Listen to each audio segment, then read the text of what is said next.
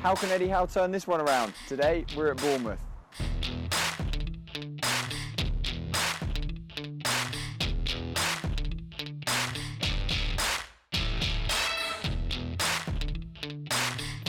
Today, Team Whispers is turning its attention to the bottom half of the table and AFC Bournemouth, who have lost 4 out of 4 and conceded 8 while scoring just 1.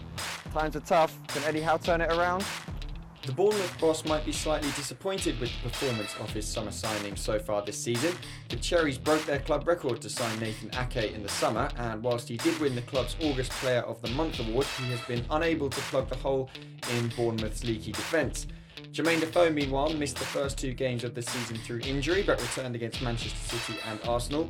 The poacher is yet to bag on his return to the club where he first made his name, and if that doesn't change soon, his position in the team may come under threat.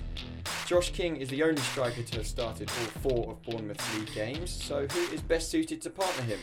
Well, when we compare Defoe and Benik Afobe, who has also started 2 games, it's the 34-year-old who profiles as more of a poacher, with more goals per 90 and a slightly better take-on percentage. Afobe, meanwhile, is better at providing for his teammates. He creates more chances per 90, picks up more assists, and wins more aerial duels. But crucially, he does not score as many goals. So what might that mean for Defoe? Has Eddie Howe talked to you about how he wants to use you and how you want to play? He's not going to use you as a super sub coming on, is he? I don't think he needs to really speak to me about how he's going to use me. I mean, it's football. You never know. You know, from one week to the next, things change. You get injuries, players dip out of form, and it's just the reason why I didn't play the first 2 games. It's just a case of getting my fitness. I missed the last 2 pre-season games. Had a little problem with my groin, which was nothing big really, just precaution really. So I missed the last 2 games, and I was a week behind and just trying to get to the same level as the other lads, and that's probably the main reason why. That's it. Howe has not been afraid to make tactical changes to accommodate Defoe so far this season.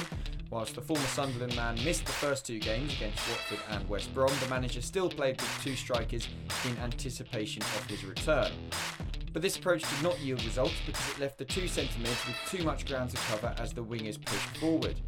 In the next 2 games, Howe moved to a 3-5-2. He gained a centre-mid, but in resolutely sticking with 2 strikers, that gain was at the cost of support on the wings. The fact of the matter is that Bournemouth's 2 wing-backs are simply not good enough to take sole responsibility for the wings, and the Cherries' lack of a link-up player between midfield and attack only compounds this problem. So the question is, how long will Howe wait before dropping one of his strikers so as to provide more support in both central and wide midfield areas? We have played a back 3 before, and I said with varying success, so sometimes it's worked for us, sometimes it hasn't. I felt it was a necessity today to try and get 3 in midfield and to get an extra body at the back.